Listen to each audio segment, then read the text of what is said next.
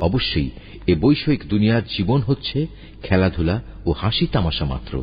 এতে মত্ত না হয়ে তোমরা যদি আল্লাহর উপর ঈমান আনো এবং সর্বাবস্থায় আল্লাহকে ভয় করে চলো, তাহলে তিনি অবশ্যই তোমাদের এই কাজের যথার্থ বিনিময় প্রদান করবেন এবং এর বদলে তিনি তোমাদের কাছ থেকে কোন ধন সম্পদ চাইবেন না।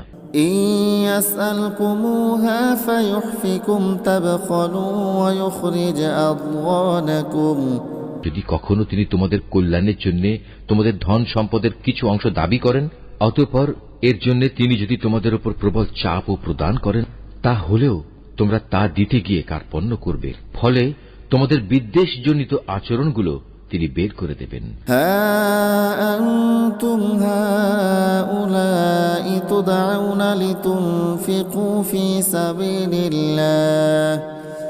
فمنكم من يبخل ومن